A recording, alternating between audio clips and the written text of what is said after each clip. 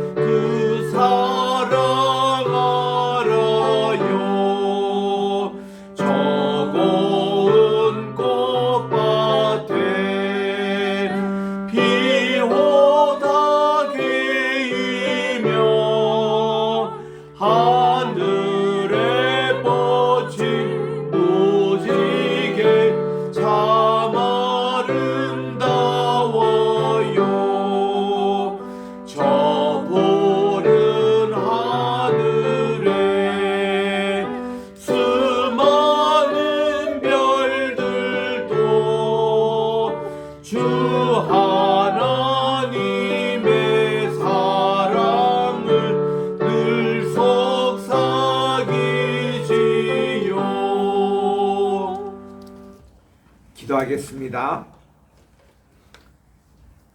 이르되 진실로 너에게 이르노니 너희가 돌이켜 어린아이들과 같이 되지 아니하면 결탄코 천국에 들어가지 못하리라. 그러므로 누구든지 이 어린아이와 같이 자기를 낮추는 사람이 천국에서는 큰 자니라. 또 누구든지 내 이름으로 이런 어린아이 하나를 영접하면 곧 나를 영접함이니 누구든지 나를 믿는 이 작은 자 중 하나를 실족케 하면 차라리 연자 맷돌을 금에게 달려서 깊은 바다에 빠뜨리는 것이 나으니라. 아멘.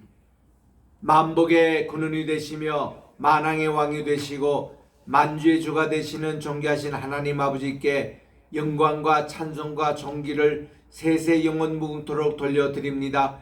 거룩하고 복된 주일을 맞이해서 정한 시간에 정한 장소에 나와 예배를 드리오니 주께서 이 자리에 강림해 주셔서 저희들의 예배를 받아주시고 저희들은 영과 진리 안에 주님께 연락되는 예배드리게 도와주시옵기만을 예수님의 이름으로 기원드리옵나이다. 아멘. 우리 공동 참회기도 다 찾으셔서 함께 주님께 우리 죄를 고백하겠습니다. 시작. 사랑과 은혜가 충만하신 하나님, 어린이 주일을 맞이하여 천국의 보배인 어린이들을 사랑하며 잘 가르치게 하옵소서. 천국의 어린이가 되게 하옵소서. 지난 주간에 지은 죄악들, 불의, 불순종, 탐욕, 거짓, 악의, 시기, 살인, 미움, 분쟁, 사기, 악독, 수군수군하는 행동, 비방과 비평, 교만과 자랑, 악을 도모함, 불효, 약속을 어김, 무자비 등 모든 잘못과 허물들을 용서해 주옵소서. 저희가 주님의 보혈과 권능을 믿고 삶을 바꾸고 자신을 새롭게 하게 하소서. 그리하여 저희가 생명의 주님이신 예수 그리스도 안에서 나날이 행복과 삶의 즐거움을 누리게 하옵소서. 오늘 예배를 통해 의와 사랑과 믿음으로 거듭나게 하사 새로운 피조물로 태어나게 하옵소서. 십자가를 지시고 계속하셔서 부활의 첫 열매를 맺으신 예수님의 이름으로 기도드립니다. 아멘. 기쁜 소식 들으시기 바랍니다. 요한일서 1장 9절에 보니까 누구든지 우리의 죄를 자백하면 주님은 의롭고 또 은혜로우셔서 우리의 모든 죄를 다 속량해 주신다고 약속해 주셨습니다. 이 약속대로 오늘 우리가 주님 앞에 고백한 모든 죄가 다 용서함 받은 것을 믿으시기 바랍니다. 아멘. 자, 이제 우리 교동문제 96번입니다. 교동문 96번은 우리 어린이 주일에 관한 교동문입니다. 보라, 자식들은 여호와의 기업이요 태의 열매는 그의 상급이로다. 젊은 자의 자식은 장사의 수중의 화살 같으니 이것이 그의 화살통에 가득한 자는 복되도다. 이르시되 진실로 너희에게 이르노니 너희가 돌이켜 어린아이들과 같이 되지 아니하면 결단코 천국에 들어가지 못하리라. 그러므로 누구든지 이 어린아이와 같이 자기를 낮추는 사람이 천국에서 큰 자니라. 또 누구든지 내 이름으로 이 어린 아이 하나를 영접하면 곧 나를 영접함이니. 또 아비들아 너희 자녀를 노엽게 하지 말고 오직 주의 교훈과 훈계로 양육하라. 마땅히 행할 길을 아이에게 가르치라. 그리하면 늙어도 그것을 떠나지 아니하리라. 아멘. 우리 사장 찬송으로 하나님께 송영드립니다.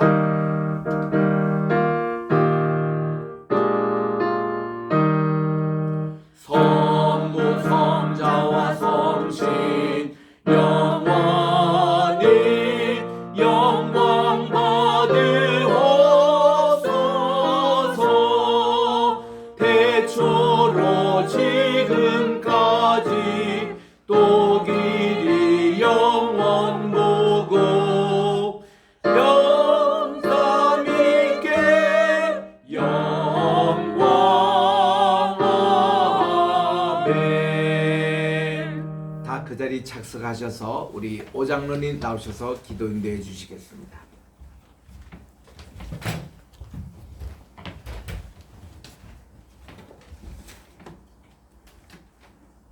기도하시겠습니다. 하나님 아버지 감사합니다. 부활의 기쁨으로 한 주를 지내게 하심을 진심으로 감사드립니다. 한 주간 동안 세상에 살면서 아버지 하나님 모시기 어땠는지요? 항상 감사하며 살고 있는지, 말씀으로 살고 있는지, 기도하면서 살고 있는지 우리 자신들을 돌볼 수 있도록 아버지 하나님께서 이끌어 주옵소서. 정말 이 시간 주님 앞에 나와서 이렇게 예배드림을 너무나도 감사합니다. 또한 5월 가정의 달을 맞이하여 하나님께 찬양하고 경배하게 하심을 감사드립니다. 우리 모두에게 화목하고 평안한 가정을 만들어 주시고 그 가정이 하나님을 경외함으로 그 가정을 세워 주옵소서. 각 가정마다 영적인 부흥이 더 있게 하시고 복음의 씨앗으로 살아갈 수 있도록 하여 주옵소서. 자녀들은 부모님을 주 안에서 순종하게 하시고 부모들은 자녀들을 오직 주의 교훈과 훈계로 양육할 수 있도록 아버지 하나님께서 이끌어 주옵소서. 오늘은 어린이 주일로 지구 곳곳에 전쟁과 가난과 기근과 핍박으로 고생하고 힘들어하는 많은 어린이들이 있습니다. 보살핌을 받지 못하고 굶주리고 헐벗는 아이들이 없도록 이 아이들을 보살펴 주옵소서. 사회로부터 사랑과 올바른 교육을 받고 성장할 수 있도록 환경을 이끌어 주시고 이 아이들을 돕는 손길과 기도가 끊이지 않도록 하여 주옵소서. 또한 우리 자녀들이 하나님을 사랑하는 소망으로 가슴을 채우게 하시고 날마다 천국을 바라보면서 하나님의 사람으로 성장할 수 있도록 하여 주옵소서. 너희가 어린 아이들과 같이 되지 아니하면 천국에 들어갈 수 없다고 하셨습니다. 우리들에게도 어린 아이들과 같은 심령을 갖고 살아갈 수 있도록 하여 주옵소서. 또한 오늘 말씀으로 전할 자녀들을 돌보기 위한 십계명을 기억하여 주시고 주님께서 말씀과 기도와 사랑으로 우리 자녀들을 훈육할 수 있는 부모들이 될 수 있도록 하여 주옵소서. 오늘의 말씀 사도행전 9장을 기억하게 하여 주옵소서. 바울이 부활하신 예수 그리스도를 만나 변화된 삶같이 우리도 주 아래 주님을 만나고 믿고 따라서 온전한 삶을 살아갈 수 있도록 아버지 하나님 이끌어 주옵소서.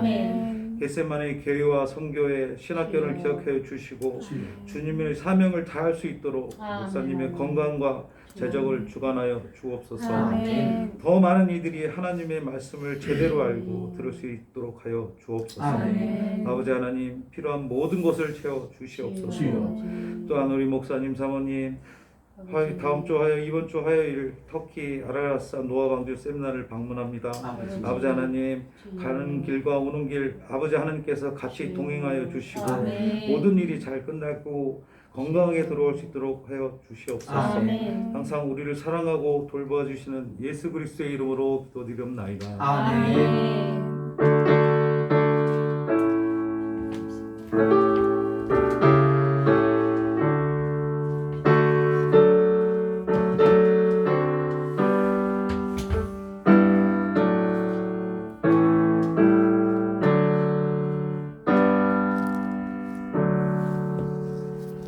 오늘 주시는 하나님의 말씀을 봉독하겠습니다. 사도행전 제9장입니다.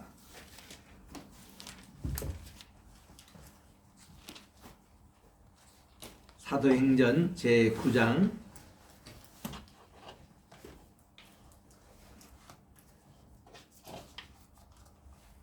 제가 1절부터 4절까지 봉독할 때니까 여러분들은 6절, 7절 두 군데 말씀 합독해 주시면 감사하겠습니다. 사도행전 9장 1절부터 4절까지 제가 5절, 6절은 같이 읽겠습니다. 사울이 주의 제자들에 대하여 여전히 위협과 살기가 등등하여 대제사장에게 가서 다메섹 여러 회당에 가져갈 공문을 청하니 이는 만일 그 도를 따르는 사람을 만나면 남녀를 막론하고 결박하여 예루살렘으로 잡아오려 함이라. 사울이 길을 가다가 다메섹에 가까이 이르더니 홀련히 하늘로부터 빛이 그를 둘러 비치는지라. 땅에 엎드려져 들으매 소리가 있어 이르시되 사울아 사울아 내가 어찌하여 나를 박해하느냐 하시거늘 대답하되 주여 누구시나이까 이르시되 나는 내가 박해하는 예수라. 너는 일어나 시내로 들어가라. 내가 행할 것을 내게 이를 자가 있느니라 하시니. 아멘. 기도하겠습니다.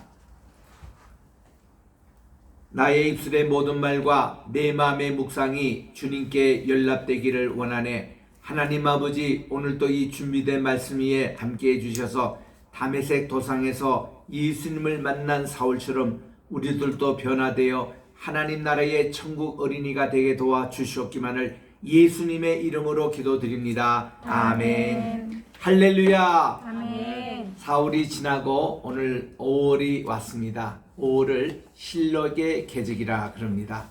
우리 대한민국 방방곡곡을 다녀보면은 벌써 이 봄이 거의 지나고 여름이 벌써 왔나 할 정도로 그렇게 실록이 울창한 모습을 봅니다. 저 강원도부터 제주도까지 꽃밭은 말할 것 없고 이제 입마다 다 이렇게 물기가 올라서 참 실록이 푸르른 그런 계절이 왔습니다. 이 한 달 5월을 우리는 가정의 달로 지키고자 합니다. 오늘은 우리 어린이 주일로, 다음 주일은 어버이 주일로, 그리고 세 번째 주일은 스승의 날일과 겹치기는 하지만 우리 모든 수고하시는 선생님들을 우리 경외하는 시간을 갖고, 그리고 네 번째 주일은 청년 주일로, 다섯 번째 주일은 가정 주일로 이렇게 우리 한 달 내내 이 가정 주일로 우리 지키도록 그렇게 하겠습니다. 오늘은 특별히 어린이 주일입니다.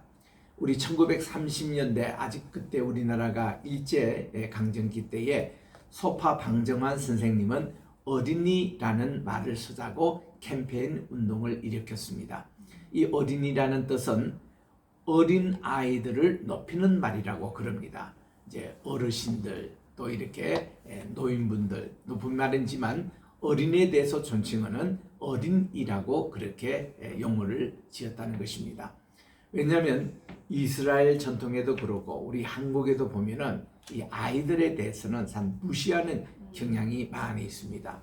저도 어릴 때 좀 기분 나빴던 것은 꼭 아버지 어머니가 뭐 중요한 거 있으면 애들은 저리 가라 하고 방에 쫓아내는 거예요.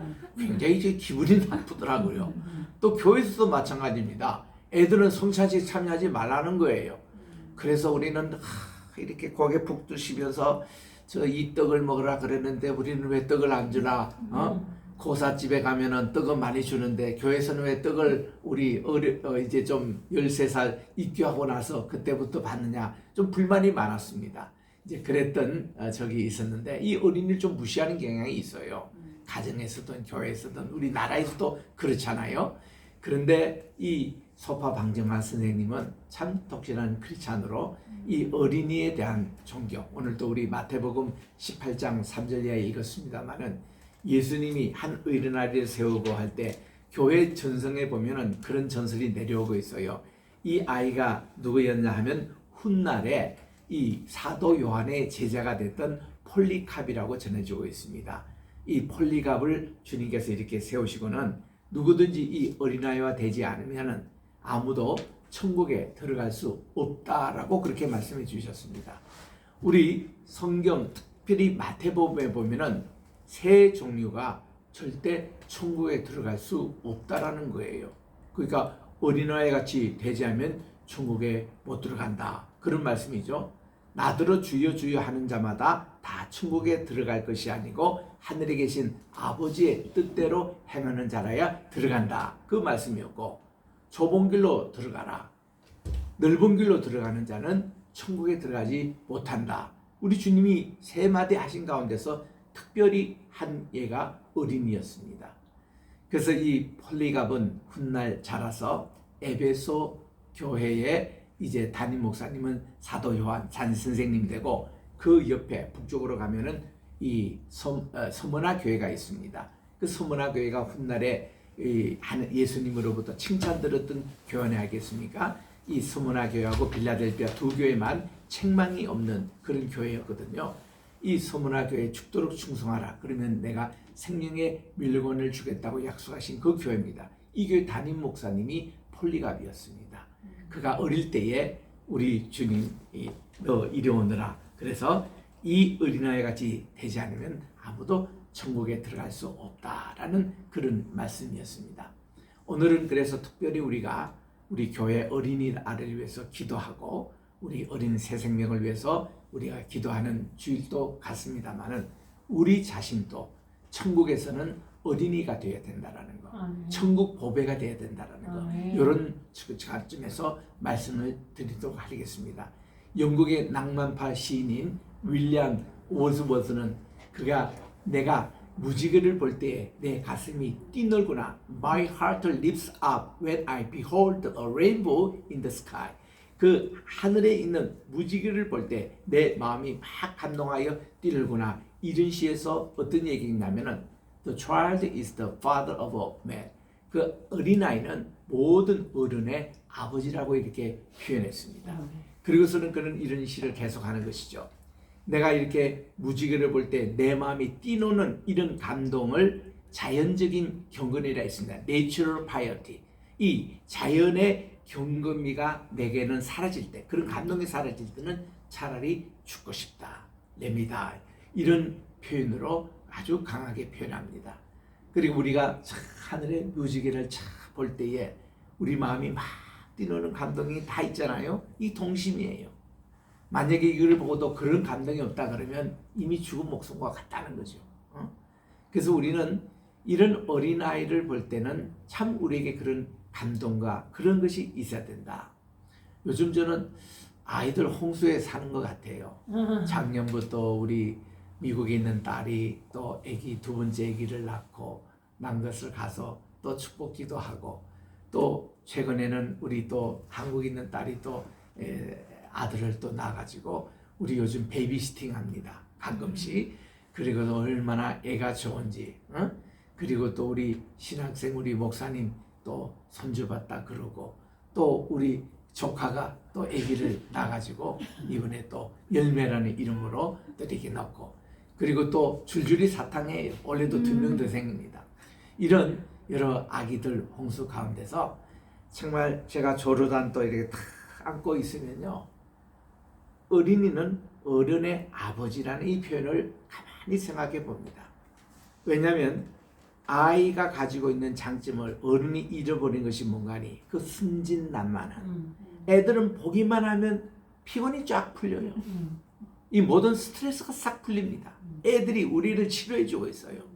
그리고 그 정직함. 애들은요, 틀림없습니다. 기저귀를 갈아달라든지, 우유가 부족하다든지, 잠이 부족하다든지, 잠자리가 부족하다든지, 앉는 방법이 틀린 듯 하면 울어버려요. 그게 의사표시입니다. 애들은 정확하거든요. 이 정직함, 숨김, 꾸밈이 없어요. 우리가 어른이 될수록 그게 다 퇴색이 되고 있는 거예요. 그걸 다 잃어버리고 있습니다. 그러니까 어린아이 얼굴 보면 참 우리가 마음도 편해지고 우리도 순진한데, 찌든 얼굴을 한번 보세요. 어른들, 아이고 스트레스만 쌓여요. 피곤이 더 늡니다. 그런 모습들을 보는데 아이들이 정말 우리 어린아이의 아버지예요. 우리가 다시 돌아갈 그 모습이에요.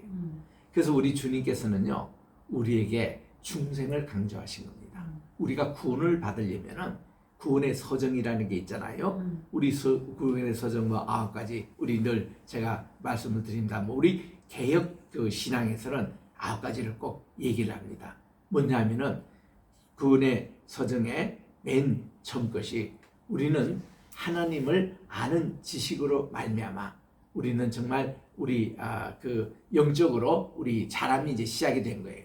그게 이제 세 번째 단계 가면은 born again, 우리는 중생해야 된다. regeneration, 이런 표현이 나옵니다.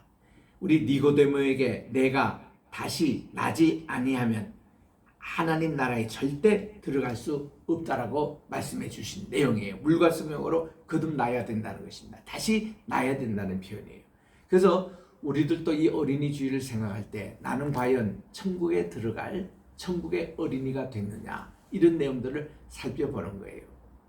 우리 천국에 들어갈 어린이의 모습을 보배라고 우리 찬송가에서는 하고 있습니다. 새빨같이 빛나는 그 천국의 보배가 되자. 이 내용이 얼마나 이 찬송 부를 때 좋은지. 우리는 이 어린이 찬송, 어린이 노래, 또 동요, 얼마나 우리 마음을 시원하고 또 젊게 만드는지 몰라요. 그래서 우리는 가끔씩 장거리 여행을 할 때, 특히 미국에서는 3박 4일 운전할 때가 있습니다. 여러분이 크로스 칸츄리라고 LA에서 시작해서 뉴욕으로 보스턴까지, 이거 크로스 칸츄리, 또 한 번은 또 저기 워싱턴에서 출발해가지고 저 미국 서부까지 갔다 온 적도 있어서 제가 크로스 칸츄리를 한 7번 했습니다. 그렇게 어떤 때는 한 번은 이렇게 비행기로 이제 이동을 했을 때에 차를 하와네만 이렇게 이 차를 리턴한 적이 있어요. 그럴 때는 혼자 2박 3일 동안 한 번도 자지도 않고 쉬지도 않고 그냥 3일 동안 내 가서 시간을 맞춰야 되기 때문에 그 차를 반납한 적도 있고요. 이랬는데 그 오랜 운전을 할 때에 저는 2가지 방법을 참 합니다. 아이들의 노래를 불러요. 동요를 부릅니다. 어린아이 찬송 부르고 동요 부르면은 그 마음이 그렇게 순수해지고 정말 좋습니다. 그리고 성경 말씀을 암송하고 혼자 그냥 붕해하는 거죠. 그냥 또 보혈의 찬송을 부르고 이러면 잠이 그냥 달아나고 힘이 나는 거예요. 이만큼 어린이 마음을 가진다는 게 참 중요합니다. 그래서 오늘 우리 어린이 주일을 맞이해서 우리 마땅히 행할 길을 아이에게 가르치라. 그리하면 늙어도 그것을 떠나지 않겠다는 잠언 22장 6절의 말씀. 유대인의 교육, 아동 교육 보면은 참 이거를 강조했어요. 신앙의 교육, 이거를 강조하고 있습니다. 그래서 막스 프랑크라는 분이 어린 아이를 돌보기 위한 10계명을 이렇게 얘기한 적이 있습니다. 언제나 변치 않는 사랑으로 돌보자. 2번째는 부모의 시간과 이해심을 아낌없이 베풀어라. 3번째는 새로운 경험을 갖게 하고 끊임없는 얘기를 나누어라. 4번째는 혼자서 또는 다른 자녀들과 같이 할 다양한 놀이를 제공하라. 5번째는 결과보다는 그 결과를 위해 땀 흘린 노력에 대해서 높이 평가하라. 6번째는 자녀가 성장함에 따라 단계적으로 증가되는 책임감을 부여하라. 7번째는 모든 자녀들은 저마다의 개성이 있음을 명심하라. 8번째는 자녀의 기질, 나이, 이해 수준에 맞춰 부모의 불만을 절제하라. 9번째는 자녀에 대한 사랑을 중지하거나 금하겠다는 위협을 삼가라. 마지막 10번째는 자녀에게 완벽한 감사의 마음을 기대하지 말거라. 이런 10가지 십계명을 제시한 적이 있습니다. 우리 자녀들 키울 때 조심해야 될 게 몇 가지가 있거든요. 그거는 뭔가 하니 너무 자녀를 무시하고 자녀의 의견을 무시하고 강압적으로 명령하는 거, 이거는 우리 좀 조심해야 되겠다라는 거. 두 번째는 아까도 맨 마지막 지적했지만 감사가 없는, 야, 물 좀 떠와라 그러면 물을 떠주는 그 자녀에게는 반드시 고맙다는 인사를 해야 되는데, 우리 많은 어른들은 당연하듯이 받아들이면 자녀들은 그 다음 해주기 싫어하는 거예요. 고맙다는 표현, 이게 하나의 교육이기도 합니다. 세 번째는 자녀들을 남과 비교하는 것. 참 그거는 아이들에게 스트레스를 주는 일입니다. 누구 형제 가운데서 누구를 비교하는 것도 금해야 되지만, 또 내 친구의 누구에 비해서 너는 뭐 공부를 뭐 잘하느니 못하느니 뭐 이런 어떤 비교하는 것은 아이들에게 굉장히 상처를 준다라는 거. 그리고 그 다음 조심할 것은, 아이들은 매사에 부모가 하나의 모델이 되어 있습니다. 부모처럼 배우려고 하고 부모처럼 행동하려고 하는 거예요. 그러니까 자녀를 위해서라도 부모가 제발 집에서는 TV만 보지 말고 공부하는 척이라도 하라 이거야. 공부하는 척, 신문이라도 읽고 글이라도 읽는 척이라도 해서, 아, 우리 엄마 아빠는 참 책을 좋아하구나. 이거 유대인의 교육에 나와요, 그게. 그리고 또한 아이들에게 절대로 우리 부모들이 화합지 못하면 아이들에게 그냥 영향이 끼쳐가지고 안 돼요. 이거를 결손 가정이라 그래요. 자녀를 위해서라도 부부싸움은 애들 보면 절대로 하면 안 됩니다. 험난한 얘기도 하고, 결국은 아이들에게요, 앞으로 자기가 미래의 가정관이 깨집니다. 그걸로 통해서. 그리고 엄마 아빠에 대한 존경심이 다 없어져요. 아이들이 결손 가정에서 자라는 아이들은 또한 결손 가정을 낳는 이런 불행한 일이기 때문에 절대로 애들 보는 앞에서는 큰 소리 치지 말고 특별히 폭력을 쓰는 거, 이거는 안 됩니다. 이거 아이들이 그대로 상처를 받아요. 이런 우리 조심하면서 아이들을 진짜 사랑한다면 이 아이들도 천국에 갈 수 있도록 부모님이 먼저 다 예수를 믿고 천국에 가는 모습을 보여주는, 그래서 아이들이 그냥 부모 따라서 같이 신앙생활하고 그 자기들이 자발적으로 교회에 계속 참여하고 이런 분위기를 잘 보여준다면 자녀 교육에는 성공하는 것을 볼 수가 있습니다. 오늘은 우리가 사도행전 9장을 통해서 전반기는 여기서는 사도 바울에 대한 설계고, 후반기는 베드로의 사역을 보충하고 있는 것을 살펴보겠습니다. 저는 오늘 말씀을 준비하면서 또 제 말씀을 저는 미리 한 3,000여 명에게 시어링하기 때문에 그분들의 몇 분 오는 반응이, 이런 반응이 있었어요. 오늘 어린이 주일날 이 사울의 변화된 모습을 보니 정말 좋습니다. 은혜를 받았습니다. 그런 인사를 제가 몇 분에게 받았어요. 그리고는 저도 이렇게 생각해 보니까, 아, 그렇구나. 사울이 예수님을 만나고 나서, 부활의 주님을 만나고 나서 천국의 어린이가 되었구나. 살기 등등하고 분노에 차고 예수 믿는 사람을 잡아 죽이려고 담에 대게 갔던 그 사울이 부활의 주님 그리스도를 딱 만나고 나서는 그가 변화돼 가지고 눈에 비늘 가신 것이 끼어가지고 3일 동안 보지를 못했습니다. 이 보지를 못했을 때에 그가 뭐 했겠습니까? 눈이 이렇게 어둡고 자기가 모든 것을 이제 다른 사람의 손에 의지해서 살아야 되고, 이런 시간에 우리 주님은 그에게 그 다메섹에 가서 그 아나니아 선지자를 만나라는 거죠. 주의 종을 기다리면서 그거 있는 그 기간 동안 그가 다시 눈을 보게 됐던 비늘 가신 것이 떨어질 때 이 비늘이 뭐겠느냐?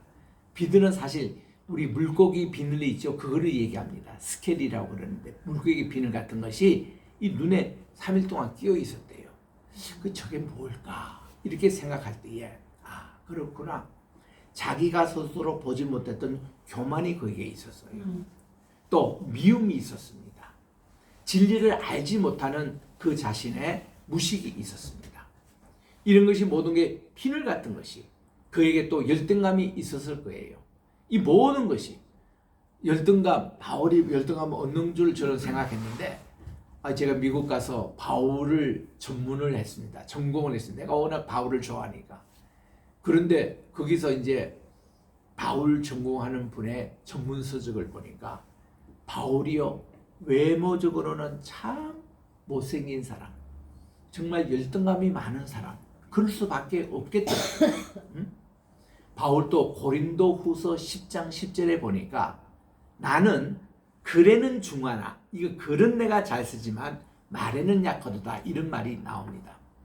그가 3차 전도여행 끝날 때쯤 드로아에 그가 들렸잖아요. 이 드로아라는 것은 유명한 트로이 목마로 유명한 그 곳 아니겠습니까? 지중해변에. 그 드로아에서 그가 이제 말씀을 전하는데 이분의 말씀이 길고 재미없고 참 잠이 오는 그런 설교였던 것 같아요.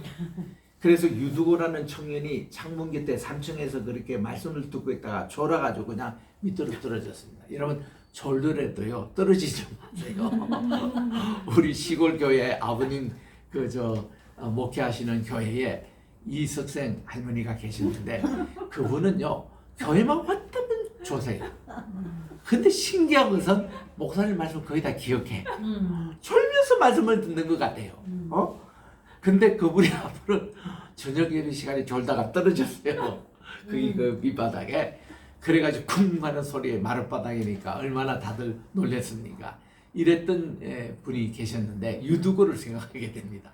그래서 창문에서 떨어져가지고 죽었는데 바울이 가서 그를 살려준 거예요. 그래서 이제 바울은 보면은 이 말에는 약했던 거, 그게 열등감이었습니다. 왜냐하면 그 당시 로마 사회에서는 웅변술이 약하면 지성인 취급을 못 받았어요. 그만큼 이게 중요한데, 두 번째는 외모가 너무 남자 키로서는 작았습니다. 한 150이니까 참 작았죠. 그리고 또한 그의 메모를 이렇게 그리는 거, 그 바울을 연구한 그 연구가의 모습입니다. 눈이 이렇게 거의 붙어 있대요. 그리고는 이 머리가 이거를 여기가 다 머리가 없는 것을 주변 머리라, 주변만 머리가 있는 거, 주변 머리가 되는 거예요. 그리고 이렇게 여기는 주름살이 이렇게 많이 구둑살로 이렇게 써져 있고, 그래서 이분은 외모적으로 보면 여성들이 전혀 더 좋아하지 않는 그런 형이었답니다. 그래서 이분이 그런 열등감도 하나의 자기의 가시가 아니었겠는가. 이 가시 같은 것이 3일 동안 있으면서 그는 육신적인 보지 못했어요. 이럴 때에 우리는 항상 그렇습니다. 이 우리의 육신도 자꾸 얻어지면 영적으로 이렇게 밝아져요. 영적으로. 우리 많은 맹인들, 시각장애인들 보면요, 기억력이 참 우수합니다. 그리고 그분들 판단력이 참 빨라요. 하나님이 다른 것으로 보상해 주시더라고요.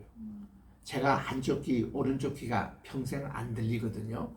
이 귀가 한쪽 먹은 사람들은 특징이 있습니다. 목소리가 커요. 왜 그러냐면은 목소리 큰 것이 내게는 이게 들리니까 클 수밖에, 본인이 목소리가 커요. 그래서 이 노인들 되면은 목소리가 커지는 거 여러분 이해 좀 해주시기 바랍니다. 두 번째로 이 귀가 이게 안 들리니까 좋은 점은 있습니다. 세상에 그 잡다한 소식 반만 들으면 되는 거예요. 그 저는 이 왼쪽 귀만 딱 잡으면은 아무 소리가 안 들기 때문에 비행기에 있든 집에 있든 잠을 잘 잡니다. 그래서 그런 장점은 또 있어요.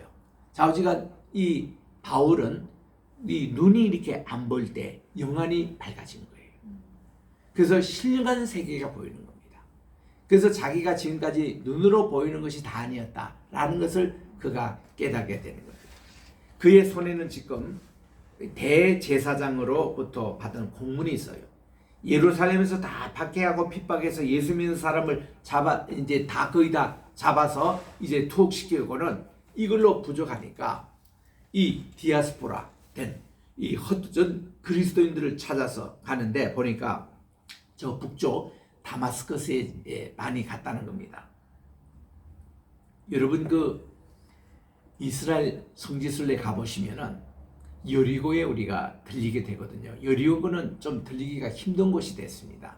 왜냐하면 거기가 팔레스타인 자치구역이어서 이스라엘에서 팔레스타인 다시 들어가기 위해서는 새로운 비자가 필요합니다. 그리고 국경 통과하듯이 그 과정이 있어요. 그래서 이 여리고로 잘 가려고 하지 않습니다. 가이드들이. 근데 그 버스를 타고 그렇게 가면 도로를 통해서 이렇게 가게 되는데 택시를 이제 그 이스라엘에서 대가지고 옛날 로마 길이 있어요. 택시만 갈 수 있는 그 길입니다. 옛날에 마차들이 다녔던 곳이기 때문에 그쪽으로 가면은 그 이스라엘 국경을 통하지 않고 비자 없이 들어갈 수 있는 길이 있습니다. 거기를 가면 좋은 게 예수님께서 유대 광야에서 40일 동안 금식기도 하신 장소가 거기 있거든요. 그리고 그거를 조금 지나면은 그 밑에 오아시스 같은 이 야자수가 이렇게 골짜기에 있는 모습이 이렇게 보입니다. 그 장소가 엘리사의 샘이 있어요. 엘리사가 거기 여리고를 방문했을 때에 물이 서서 마시질 못합니다 하고 이 사람들이 얘기했을 때에 소금을 좀 가져오느라 해서 그거를 딱 쳤더니 거기가 단물이 변해가지고 그때부터 물이 엄청나게 이렇게 흘러나오기 시작하는데 이게 여리고의 샘이에요. 그 엘리사의 샘이 있는 곳이 있습니다. 그게 이렇게 내려다 보이는 곳이 있어요. 그래서 이 엘리사의 샘에 가가지고 물을 마시보면 정말 맛있습니다. 우리 한국의 삼다수 절이 가랍니다. 얼마나 이 물이 맛있는 거 아니? 이 물은 한 달, 뭐 제가 실험하기는 6개월도 마실 만한 물이에요. 그만큼 물이 좋아요. 그래서 저는 꼭 성지순례하는 많은 분들에게 여리고에 가거든 엘리사에서 나오는 이 샘물에 있는 물을 가지고 와가지고 미국에서 아니면 한국에 와서 이거를 세례할 때 세례수로 사용하면은 오랫동안 변치 않으니까 참 좋은 물이라 이런 얘기를 제가 합니다만 실제로 과학적으로도 증명이 된 물이에요. 그 이 물 때문에 여리고는 이스라엘의 최대의 오아시스, 지금도 오아시스입니다. 그래서 각종 감, 귤, 그리고 바나나, 열대식물들, 데이트 이것이 다 여기서 생산되는 것입니다. 여기서 생산된 것을 자파가 옛날 요파입니다. 이거를 요즘으로 하면 이 자파라고 그렇게 말하는데 이 자파라는 뜻이 뭔가니 여성형의 예쁘다라는 뜻이에요. 여성형으로 자파하면 여성이 예쁘다. 자포하면은 남성이 예쁘다. 이런 히브리 언어인데 여기서 이렇게 전 세계로 수출된 것이 한국도 와 있고 미국도 가보면 자파산 이게 과일이 있는데 그게 다 이스라엘에서 온 겁니다. 여리고산입니다. 그만큼 풍부한 오아시스가 있거든요. 그런 이제 참 여리고 여기 가보면은 the oldest city in the world라고 나옵니다. 세계 최고 오래된 도시라고 여리고의 닉네임이 그래요. 여리고는 얼마나 오래됐냐 하면은 이 노아 방주 이후에 세워서 얼마 지나지 않는 도시라고 합니다. 그때부터 이 여리고가 이렇게 전혀 번창했다고 그래요. 왜냐하면 북방에 오는 상인과 남방에 오는 상인이 여기 여리고에서 만나서 무역을 했던 곳이 됩니다. 그래서 이거는 옛날부터 국제세관이 있었어요. 여기에 세리장이 사케오였으니까 그가 정말 대단한 지방 유지였죠. 그 여리고가 제일 오래된 도시고 그 다음 오래된 그 도시가 뭔가니 다메섹입니다. 다마스커스. 오늘날 시리아의 수도 다마스커스. 이거를 우리 성경에는 다메섹으로 이렇게 표기하고 있습니다만은 그 두 번째 오래된 도시입니다. 그래서 이 사울이 들어요.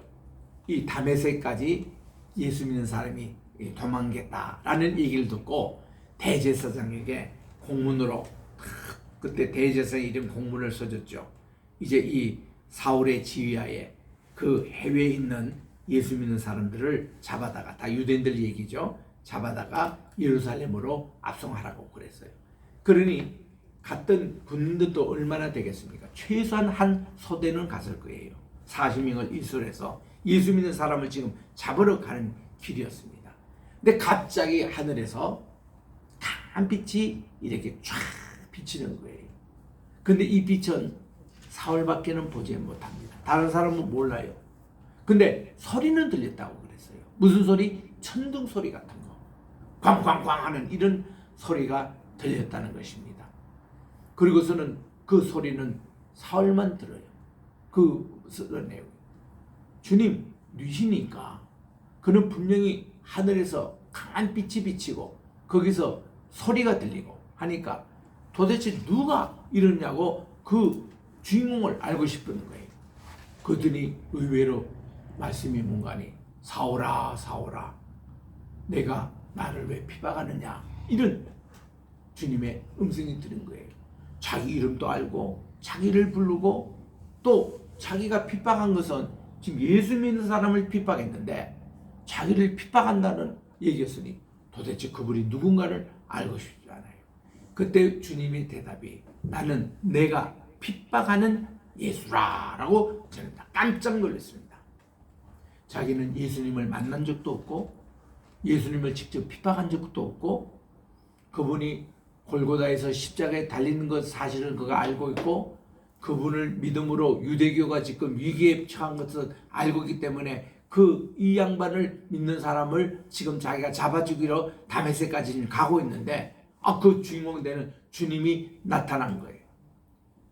이 예수님은 부활하신 그리스도이십니다. 그래서 그는 깜짝 놀랐습니다. 내가 어떻게 주님을 핍박했냐고. 그랬더니 우리 주님의 말씀이 말이죠. 여기 지금 나오는 겁니다. 6절에 보니까 나는 내가 핍박하는 예수라 너는 일어나 시내로 들어가서 내가 행할 일을 내게 이를 자가 있다 하는데 5절에 여기 후반에 보면 나는 내가 핍박하는 예수라 하시면서 주님이 이런 말씀하세요. 바울에게 너는 책지게 있는 여거를 발로 이렇게 걷어 차는 그런 고난을 당할 것이다 라는 내용이 나옵니다. 킹제임스 바이블에 나와요. 우리 성경에는 이 번역이 생략되어 있습니다. 이거 보충하시기 바랍니다. 그리고서는 너는 일어나서 들어가라. 내가 행할 이것을 내게 이를 자가 있느니라고 주님이 말씀합니다. 같이 갔던 사람들은 소리만 들렸지 아무것도 보지도 못하고 말도 못하고 모두 다 서 있습니다. 한 가지 이상한 것은 이 사울이 그 유대교를 대표하고 자기 지금 인수라는 대장입니다. 대장이 갑자기 말에서 거꾸로 내려와가지고 무릎을 꿇고 또 누군가 대화하는 이런 얘기를 듣는데 이분이 일어났는데 눈은 보지 못하는 거예요. 이게 뭐 사방에 캄캄해서 이거 자기를 좀 인도했다라는 겁니다. 그러니 주변에 있는 사람도 얼마나 놀랬겠습니까? 도대체 무슨 일이 일어났는지. 이게 바로 사울이 예수님을 만나가지고는 여기에 이 다메섹 여기 들어가서 내가 무엇을 행할 것을 이를 자가 있으니 가서 그분을 만나라는 것입니다. 그래서 8절에 사울이 땅에서 일어나 눈을 떴으면 아무것도 보지 못하고 사람의 손에 끌려서 다메섹으로 들어갔습니다. 사흘 동안이나 보지도 못하고 먹지도 않고 마시지도 않았습니다. 금식했습니다. 하나님이 강제로 그를 금식기도 시키는 거예요. 우리는 금식기도가요 건강에 상당히 좋습니다. 우리는 늘 먹는 데 익숙해 있잖아요. 그러다 보니까 먹는 걸 잠시 쉬어주는 것도 우리 위를 위해서 상당히 좋습니다. 그러니까 우리 남자 나이도 한 50 이상 되면요 되도록 3끼 먹는 것도 2끼로 줄이라는 말이 있습니다. 그리고 이제 60 이상 되면요 하루에 1끼 그냥 잘 먹으면 되는 거예요. 3끼 그냥 열심히 먹을 필요가 없습니다. 지금까지 먹은 것만 해도 우리가 충분히 살 수 있어요. 그래서 우리 브라질의 이아누 총장님, 바타페 총장님이신데 그분도 60 후에 이런 자기가 구호를 얘기했답니다. 가장 최소한 먹고 가장 많이 일하자. 이런 기분으로 선교 사역하는 것을 우리가 직접 봤거든요. 그래서 저도 지금 하루 1끼 정도 먹으려고 노력합니다. 아침은 적절하게 건너뛰고 점심 한 번 잘 먹고 저녁은 그냥 아주 소량으로 지난번에도 컵라면으로 때우고 또 해물 우동으로 가볍게 하여튼 가볍게 이렇게 때우는 이런 것으로 하는데 그 속이 그렇게 편하고 좋아요. 변비도 좀 괜찮고 이 좋아요. 그래서 새끼 열심히 먹으려고 하는 사람들 보면 참 불쌍해요. 저거 먹으려고 태어나나 할 정도로 그럴 필요가 없습니다. 이제 조금 먹어주는데요. 금식하는 것은 정말 우리가 필요합니다. 왜냐하면 이 위가 평생 얼마나 고생해요. 오면 또 운동해줘야 되고 이러는데 금식을 하면은 위도 씌워주고 오장육도 좀 씌워주고 해서 얘들도 좀 안식이 좀 필요합니다. 그래서 이거 금식하는 게 참 좋아요. 그리고 또한 왜냐하면 짐승들 보면은 개든지 뭐 돼지든지 소든지 이래 보면요, 얘들은 요즘으로 말하면 뭐 코로나 같은 거, 뭐 독감 같은 거, 압침 이런 거 오면요, 이 개들은 먹지를 않아요. 금식을 해요. 근데 그렇게 하고 나면은 나아요. 이 금식이 치유에 아주 좋은 방법입니다. 그래서 우리 강화되어 있는 생명회복 우리 금식 거기 프로그램에 가면은 우리를 이렇게 금식을 시키는데 거기서 주는 차가 있어요. 차만 이게 먹어도 뭐 장기간 근식이 가능할 정도로 참 이 금식이 좋습니다. 그래서 제가 이 금식에 대한 것을 성경적으로 다 연구를 해보니까 야, 하나님께서 기뻐하시는 금식은 우리 이사야 58장 7절부터 12절에 나오는데, 우리가 하나님께서 기뻐하는 금식이 온간히 음식만 금하는 게 아니라 이웃에게 사랑하고 이웃을 돌봐주고 또 하나님의 사랑을 실천하는 이 모든 것도 금식에 포함되더라고요. 이 지금 사울이 금식인 겁니다. 3일 동안이나. 이래야 거듭날 수 있는 거예요. 그가 이 어린과 같이 살기 등등했던 이 사울이 어린이처럼 변화되는 과정이 오는 거예요. 여러분, 사람은 좀 굶겨보면요, 사람이 힘도 빠지고 얼마나 보들보들하게 변하는지 모릅니다. 그래서 이제 이런 금식을 하나님께서 그게 시켜서 다메섹에 도착을 합니다. 이때에 다메섹에는 또 하나 주님의 제자가 있었는데 아나니아라는 제자가 있었어요. 우리 주님이 환상 중에 그에게 나타나셔서 부르십니다. 아나니아야, 네, 제가 여기 있습니다.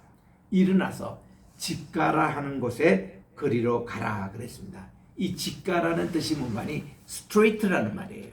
우리 한 분들도 보면은 보들직자 아니겠습니까? 스트레이트. 그러니까 이게 거리 이름이에요. 요즘 우리 한국에 와 보니까 얼마나 좋은지, 이제는 미국 서양식으로 전부 다 이제 옛날에는 무슨 동 했습니다. 옛날에 무슨 동동 할 때 그 동이 무슨 동인지 아시죠? 우물 숫자에 같을 동자입니다. 한 우물을 마신 것이 한 동네가 된 거예요. 그 지금은 현대 사회가 되다 보니까 우물 쓰지도 않고 다 수도로 쓰잖아요. 그러니까 그 개념이 이제는 별로 의미가 없는 겁니다. 무슨 동동 하는 거. 그 예전에는 다 동사무소인 것을 요즘은 한국에 와 보니까 다 주민센터라고 바꿔요. 난 처음에 상당히 헷갈렸습니다. 동사무소가 왜 주민센터가 되지? 그렇게 이게 바뀐 거예요. 그러다 보니까 한국에는 이제는 무슨 동 이거를 전부 다 로라고 이제 다 주소가 다 바뀌어졌습니다. 이 미국식이죠. 이게 다 유럽식입니다. 그 무슨 로 하는 것인데, 집가라는 게 그거예요. 이 straight in road라는 뜻입니다. 그 이름이에요. 거기 가보면은 이 아나니아라는 분을 만날 텐데 가라는 거예요. 그러니까 이 아나니아는 깜짝 놀랍니다. 주님이 뭐 사울이라는 그분이 내게로 온다고요? 내가 그분을 만나서 세례를 주라고요? 깜짝 놀랍니다. 왜냐하면 지금 다메섹에 있는 모든 흩어진 기독교인들이 초비상 상태입니다. 지금 예루살렘에서 사울이라는 그 사람이 옛날에 그 스데반을 순교했던 그 주인공 책임자인데 그 사람이 직접 와서 우리를 체포한다더라. 전부 다 초비상 걸려가지고 있는 여기에 그 수장되는 사울이 자기에게 와서 이제 세례를 주라고 주님이 그러니까 깜짝 놀라는 겁니다. 주님, 우리가 그분에 대해서 소문을 듣고 지금 우리도 지금 초비상 상태인데 우리가 어떻게 그거를 감당하겠습니다 했더니 주님이 안 그래요. No. 네가 생각하는 그 사울이 이제는 아니야. 이제는 그가 나를 만나고 나서 3일 금식하고 지금도 눈에 보이지 않고 그는 내가 이방인들에게 주님의 복음을 전하려고 택한 나의 그릇이다.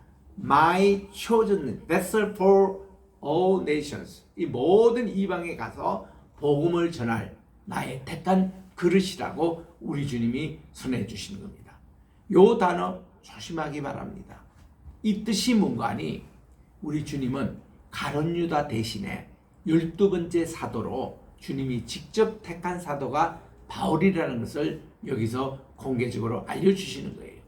이전에 베드로가 마가의 다락방에서 일어나 가지고 우리 한 사람 우리 그 공석이 됐으니 우리가 그를 이렇게 공천해 가지고 선출하자, 제비 뽑자. 그래서 뽑혀진 것이 사도가 아니고 사도는 주님이 직접 뽑아셔서 이렇게 세웠던 바로 이 바울과 같은 분이 된 겁니다. 그리고 16절에 보니까 주님이 이렇게 말씀을 하시는 겁니다. 그가 내 이름을 위하여 얼마나 고난을 받아야 할 것을 내가 그에게 보이리라고 말씀해 주셨습니다.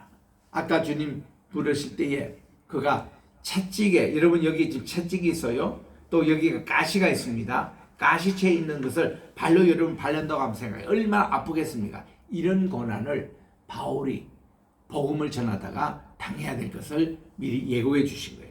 그 얘기를 듣고서는 이 아나니아가 떠나서 그 집에 들어가 있을 때 형제 사울이 옵니다. 그의 부르짖는 목소리 주님이 이미 그에게 나타나셔서 알려주시기 때문에 형제 사울아 하고 이렇게 불러주는 거예요. My brother로 이렇게 불러주는 것입니다. 정말 이 용어가 얼마나 좋은지. 저는 여러 세계 다니면서 가장 행복한 순간이 뭔가니 어느 나라든 교회를 들어가는 거예요. 교회 들어가면은 참 모든 게 내 집 같아요. 이런 훈련이 저는 미국 가기 전에 한국에 웬만한 산들을 다 타봤거든요. 우리 아버님하고 같이. 아버님께서 굉장히 산을 좋아하시고 산에 올라가면 꼭 산기도 때문에 가는 겁니다. 정상을 딱 정복하면 그 정상에서 하나님께 예배드리고 기도회를 하러 우리는 이 높은 산은 거의 다 올랐습니다. 대한민국 다 산을 올랐어요. 그럴 때 한참 이제 산을 탈 때 그때 가보면은 우리가 시골에 가다가 교회를 지나게 됩니다. 그냥 안 지나칩니다. 꼭 들어가서 기도하고 그 교회에서 하나님께 축복 기도하고 그리고는 우리가 가지고 있는 그 헌금을 거기 드리고는 갔습니다. 어느 교회든 다 우리 하나님의 교회, 내 교회니까. 그런 어떤 것을 훈련을 받았기 때문에 지금도 세계 어디 가든 교회당만 나오면 그렇게 좋고 합니다. 그럼 교회 가서 누구를 만나잖아요. 다 이분이 내 형제 자매예요. My brother and sister.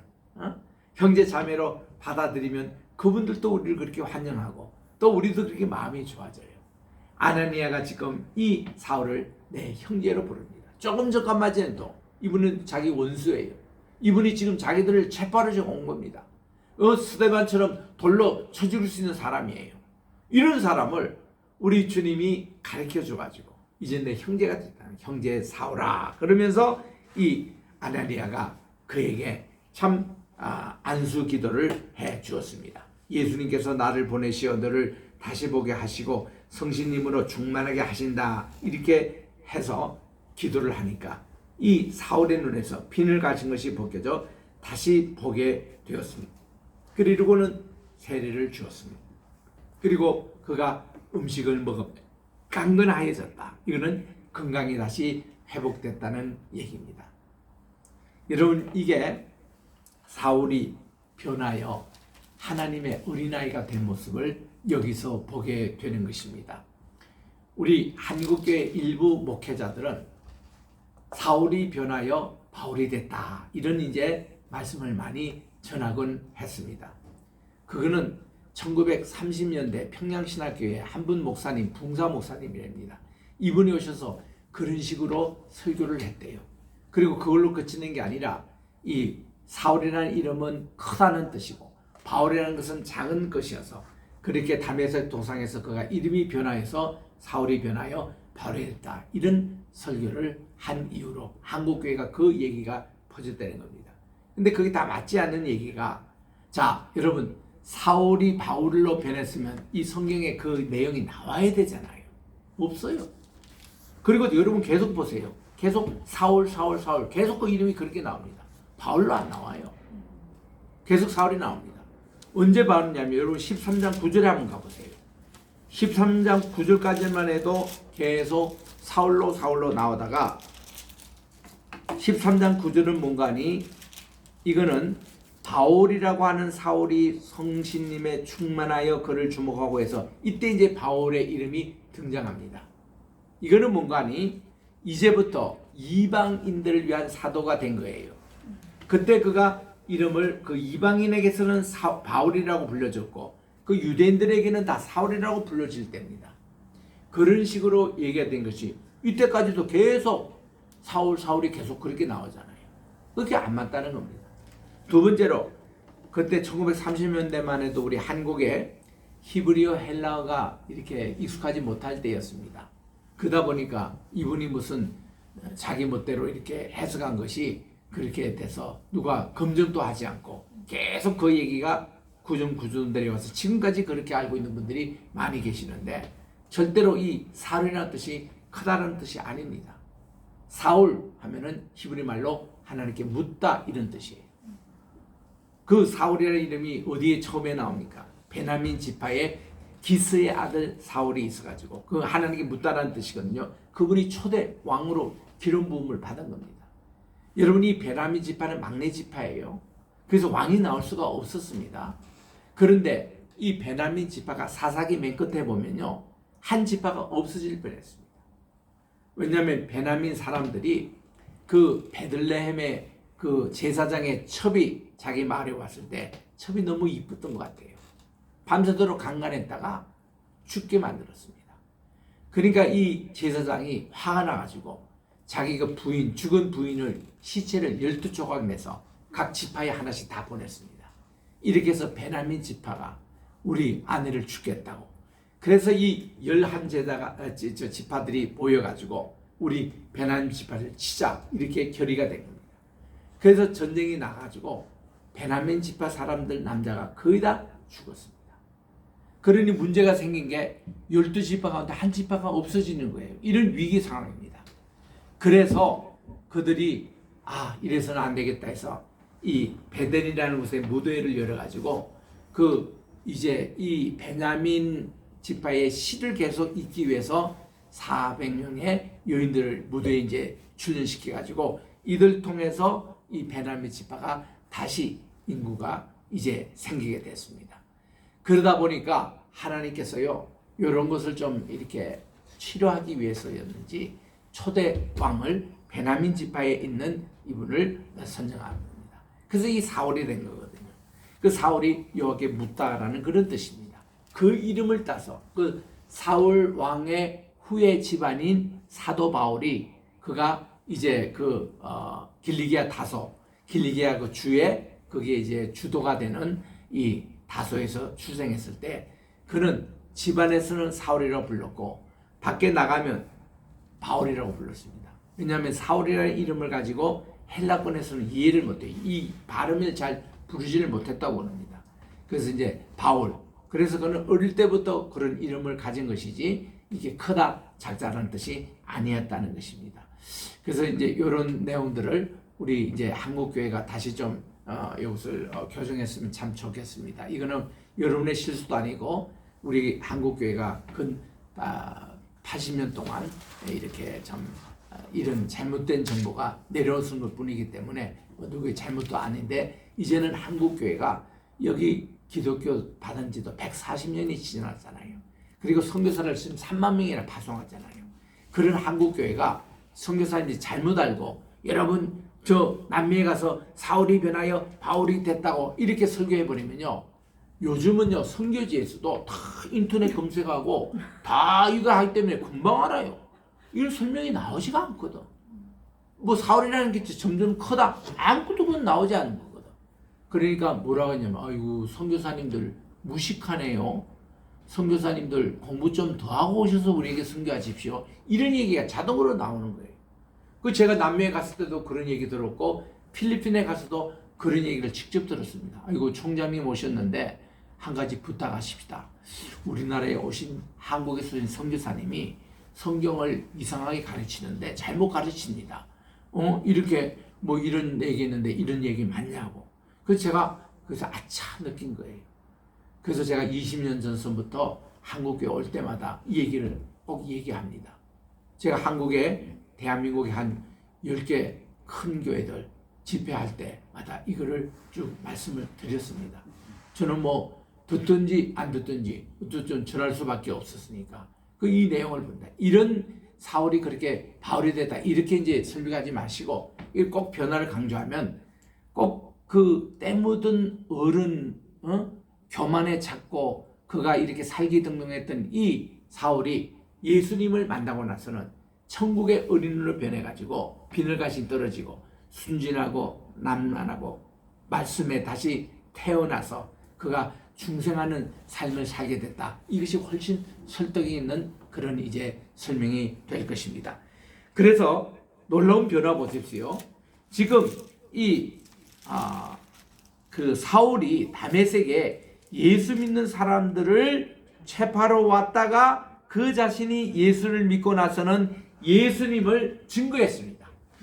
유대인들에게도 가서 예수님이 그리스도 맞다고 증거하고 다니니까 동료 유대인들이 이 사울을 막 싫어했습니다. 역전이 일어난 겁니다. 예수 믿는 사람 잡아다가 온 사람을 오히려 동료 유대인들이 사울을 죽이려고 했어요.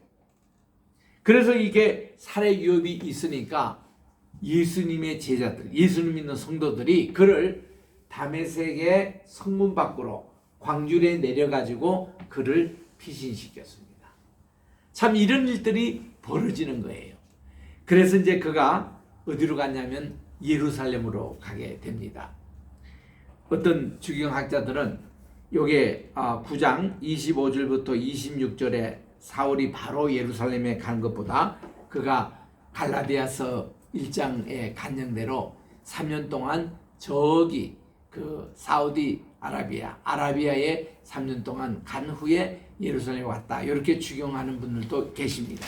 그것도 충분히 가능한 얘기예요. 이거를 다 디테일하게 쓰지는 못했지만 그래서 3년 후에 예루살렘에 간 얘기도 맞고 또 여기 있는 그대로 다메섹에서 도망쳐 나와서 예루살렘으로 가서 몇 명 사도를 만납니다. 그러니 예루살렘에 있는 교회도 깜짝 놀란 거죠. 아니 예수 믿는 사람을 체포로 갔던 사람이 예수 믿고 돌아와서 이제 예루살렘에 있는 교회에 이제 이들을 데리고 왔더니 그래서 27절에 보니까요. 여기에 다 믿지 않지만 바나바가 이 사울을 데리고 사도들에게 갑니다.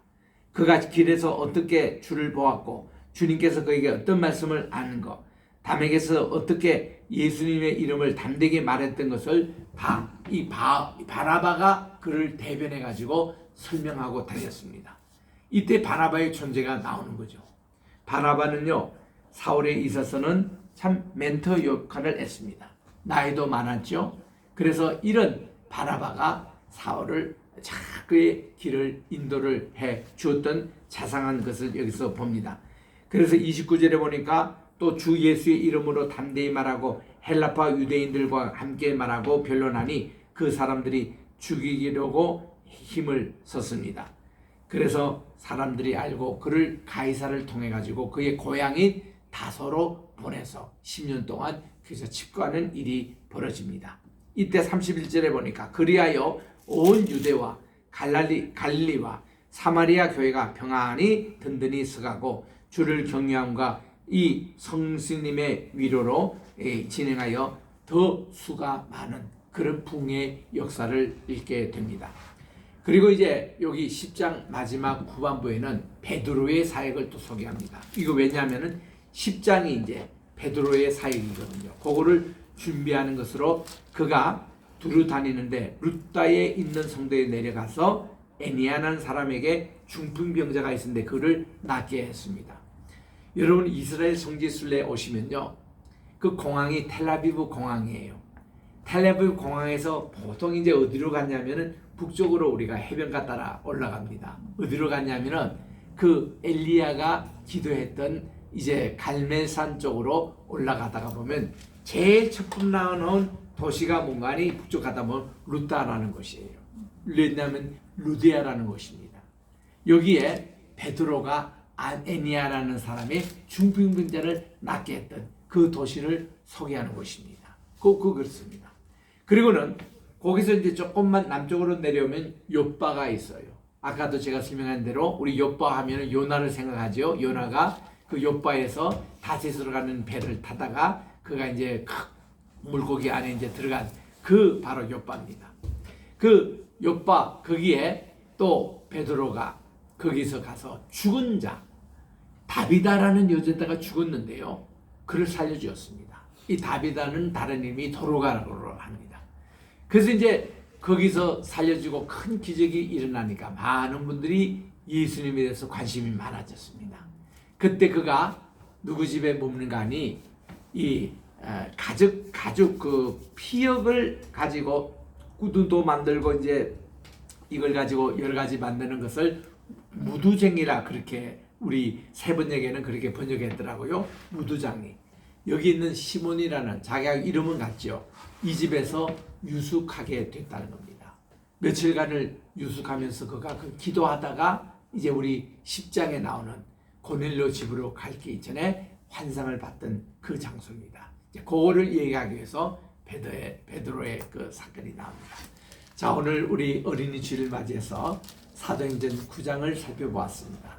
사울이 예수님을 만나고 천국의 어린아이가 됐던 같이 우리들도 우리 오늘 주님의 말씀으로 어린이가 되시길 바랍니다. 아멘. 저는 지금도 나이가 60 넘었지만은 내 마음속에는 어린이를 참 좋아합니다. 내가 어린이 위해서 교사를 하고 율동 선생님도 하고 동화도 이렇게 재밌게 하고 그래서 지금도 그거를 좋아해요. 지금도 내가 어린이를 너무 좋아해요. 그래서 아무리 앵앵 우는 애들도 내가 탁 안고 한 5분만 지나면 애들이 울음을 그치고 좋아합니다. 왜냐하면 내 좋아하는 마음이 그대로 이렇게 전입이 되니까 그러는지. 그 애들이 참 나는 어디 가든지 뭐 선교지에 가더라도 애들이 나를 그렇게 좋아를 해요. 왜냐하면 그런 마음으로 사니까. 그래서 우리는 이런 어린이 주일 어린이에게 우리 꽃도 선물하고 선물 우리 다 준비했지만 우리 자신도 어린애가 돼가지고 천국에 정말 우리 꽃동산을 이루는 우리가 되시기를 주의 이름으로 축원합니다. 기도하겠습니다. 하나님 아버지, 오늘도 우리 사도행전 9장을 통해서 사울이 부활의 그리스도를 만남으로 변화받고 중생하여 그가 어린애와 같이 변화된 것 같이 우리들도 주의 말씀 가운데서 변화해서 우리들도 이 세상에 천국의 보배처럼 살아가게 도와주시고 어린이에 순진하고 때묻지 않고 정직하고 또 욕심 없는 그런 우리 세계를 꼭 회복을 해서 정말 하나님이 기뻐하시는 천국에 꼭 저희들도 들어가게 도와주시옵기만을 예수님의 이름으로 기도드립니다. 아멘.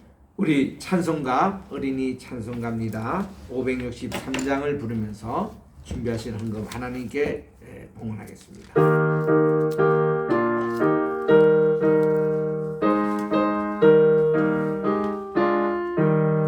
예수 사랑하심을 성경에서 배웠네. 우리들은 약하나 예수 권세 많도다. 날 사랑하신 날 사랑하신 날 사랑하신 성경에 쓰였네. 나를 사랑하시고 나의 죄를 다시소 하늘 문을 여시고 들어가게 하시네. 날 사랑하신 날 사랑하신 날 사랑하신 성경에 쓰였네. 내가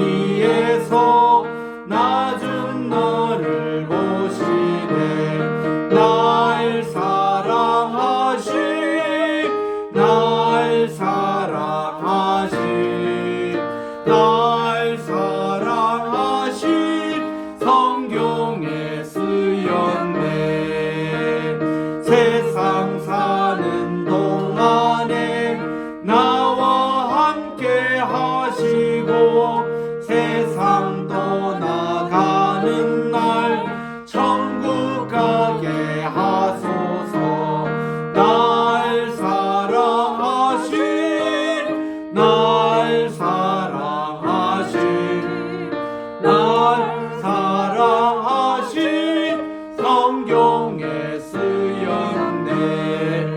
아멘. 하나님 아버지, 오늘도 주님 앞에 드려진 귀한 헌금 우리 주님의 복음 사역에 아름답게 사용해 주시옵시고, 아멘. 우리 성도님들의 가게마다 또 우리 교회 우리 재정마다 풍성하게 주님께서 채워주셔서 많이 우리 구제하고 선교할 수 있도록 은혜 베풀어 주시옵소서. 예수님의 이름으로 기도드립니다. 아멘. 1장 찬송 다 일어나셔서 부르고 예배 마칩니다. 만복의 근원 하나님, 온 백성 찬송 드리고, 저 천사여 찬송하세. 찬송 성도 성자 성신. 아멘.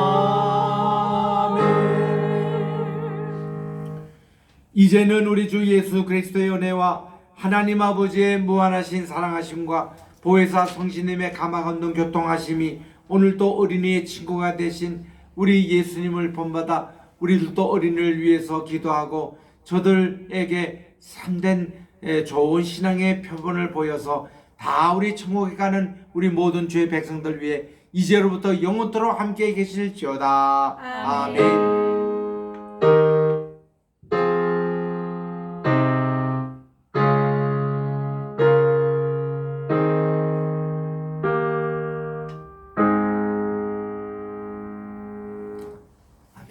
우리 10분 쉬고